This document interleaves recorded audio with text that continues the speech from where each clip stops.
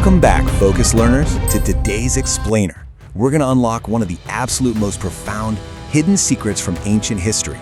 I want you to imagine, just for a second, that we're standing right at the edge of the sprawling battlefield of Kurukshetra. The air is incredibly thick with tension. You've got millions of warriors standing face to face, totally ready to clash in a war that's quite literally going to determine the fate of an entire era. It is the ultimate showdown. But hidden right in plain sight amidst all this chaos is a secret that completely shifts how we understand human struggle, victory, and the mind itself. To really grasp the weight of this, we've got to talk about the terrifying physical scale of this war. Just think about the number 18. There were exactly 18 Akshuhini gathered on that field. We're talking massive, mind-boggling military battalions made up of millions of foot soldiers, cavalry, elephants, and chariots. The ancient texts actually say the sheer weight of these armies was literally shaking the earth. And you've got absolute legends of warfare out there, with their weapons drawn. These totally invincible figures like Bhishma, Drona, Karna, Ashwatthama. The physical threat was just overwhelmingly massive. And yet, right in the middle of this earth-shattering military gathering, there's a glaring, almost bizarre question about one specific individual. There is a massive paradox here. Think back to Hanuman during the Ramayana. This is the supreme powerhouse, right? The guy who single-handedly burned the golden city of Lanka to the ground. The absolute warrior who literally lifted an entire mountain with one hand.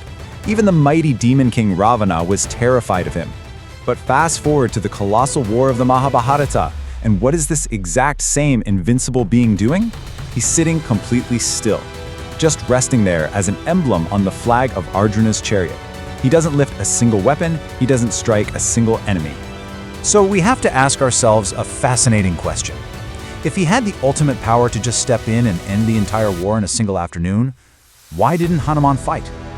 Why did Krishna, the supreme divine strategist, summon the ultimate warrior, only to have him sit quietly on a piece of cloth fluttering in the wind? Well, I'm going to tell you right now, the answer to this completely redefines what this ancient text is actually about.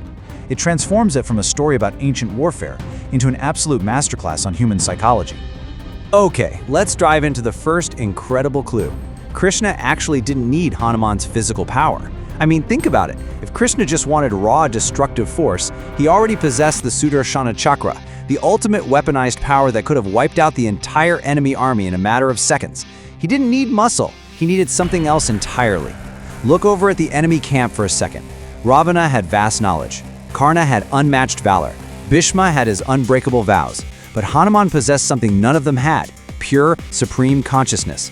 He represented the complete and total absence of I.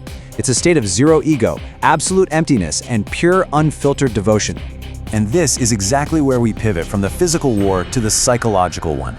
Because the real war, it wasn't against the army standing across the dirt. The real war was the inner battlefield. Before a single arrow even leaves a bow, Arjuna, literally the greatest archer in the world, drops his weapon.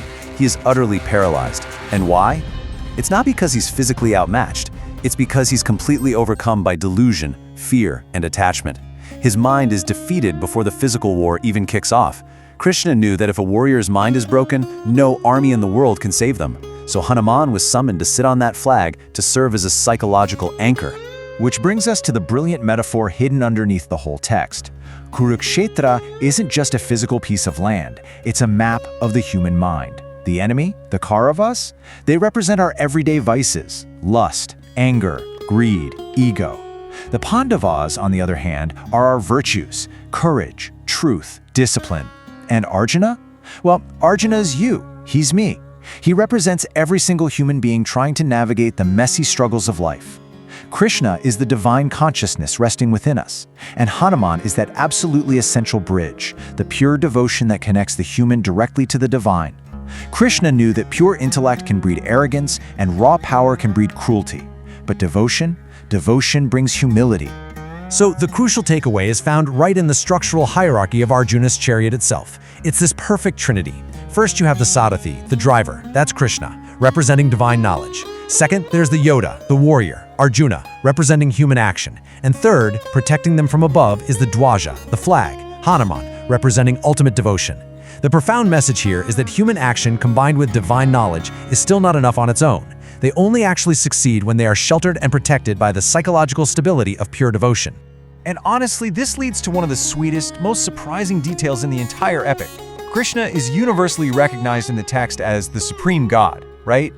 Yet, when designing this chariot, he didn't place another god, a mighty sage, or some other avatar up above his head.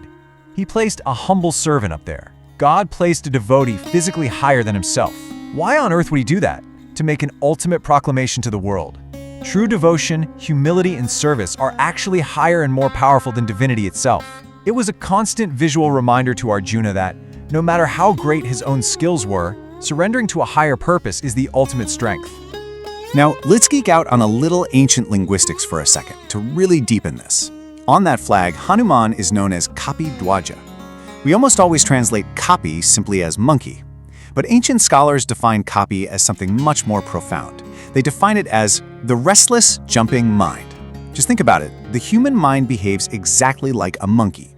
It's constantly jumping from one thought to a fear, then over to a desire, and back again.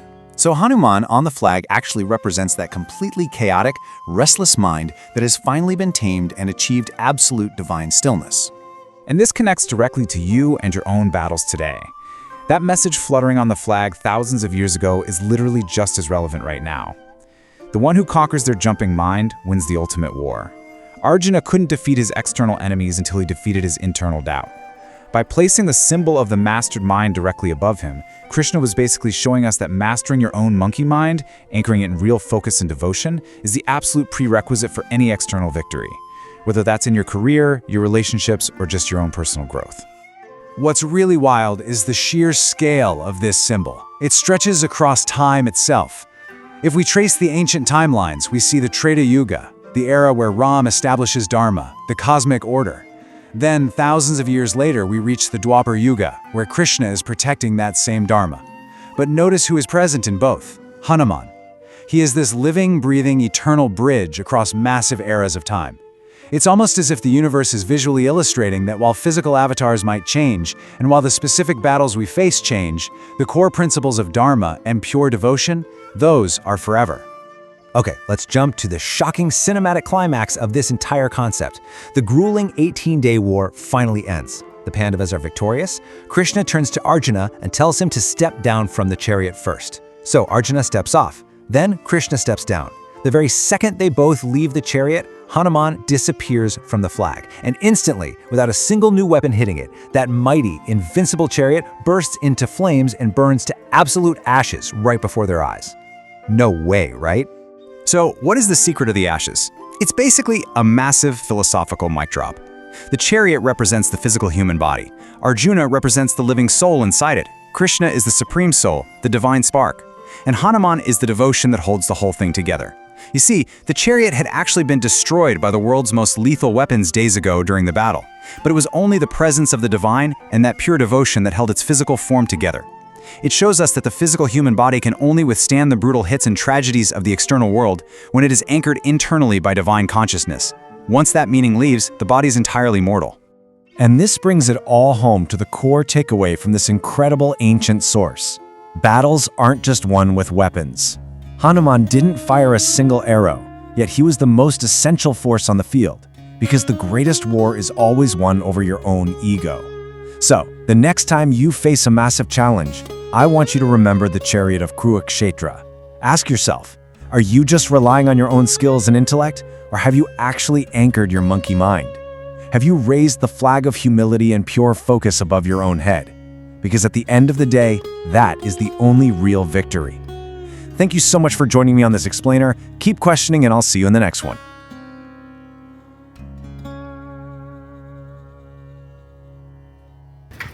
नमस्कार दोस्तों, कैसे हो आप? आशा करता हूँ आप लोग अच्छे होंगे, स्वस्थ होंगे, सुरक्षित होंगे। आपको ये अंक कैसा लगा मेरा?